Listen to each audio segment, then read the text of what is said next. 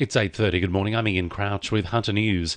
It's likely the Hunter Street facade of the former CBD hotel will be demolished later this week following Sunday's devastating fire. Council engineers assessed the building yesterday and declared it off limits to police. It's delayed the start of their investigation into what caused the fire. Hunter Street remains closed between Auckland and Union Streets, and buses are replacing the light rail service. An 18-year-old man is due to front court in June over his part in a violent home invasion at Raymond Terrace. Police allege the man was with another man and a woman who burst into 3 rooms at the Clare Castle Hotel early yesterday and demanded cash from 3 residents before assaulting them. Acting on information, officers went to a home on Cambridge Street and arrested him. He's been granted conditional bail to reappear in Raymond Terrace local court on June 9. The search continues for the other alleged offenders. A local MP says the state government's $10,000 grants offered to small businesses across the Hunter will fail to keep many afloat during the COVID-19 pandemic, with the amount too small and the criteria allowing many to slip through the cracks. Businesses with an annual turnover greater than $75,000 who employ up to 19 staff can receive the grants, with concerns those turning over less will be left in the lurch.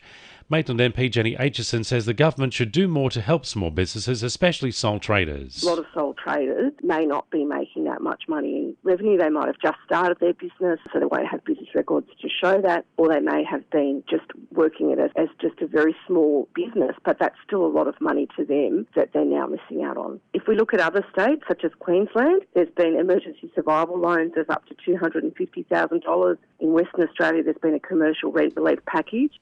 There are further encouraging signs the rate of coronavirus infection in the Hunter is slowing down, but Hunter New England Health is urging residents to remain vigilant. Only 3 new cases have been confirmed up until Sunday night, taking the total number in the region to 248. 88 people have now recovered from the virus. The region's peak health body is stepping up testing in eastern Lake Macquarie following a spike in cases where the source of infection has not yet been determined.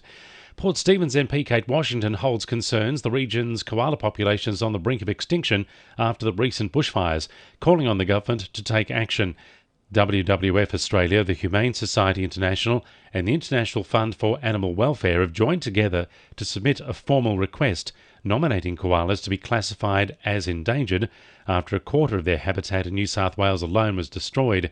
Kate Washington says koala populations were already experiencing a decline, and this classification will establish protections to turn this situation around. I mean, who are we as a nation if we allow this iconic species to become extinct? Part of the solution is having the threat level uplifted to endangered. A man is recovering in hospital after falling from a roof at YE.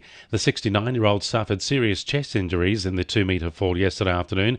He was stabilised at the scene before being flown to the John Hunter Hospital by the region's Westpac rescue helicopter.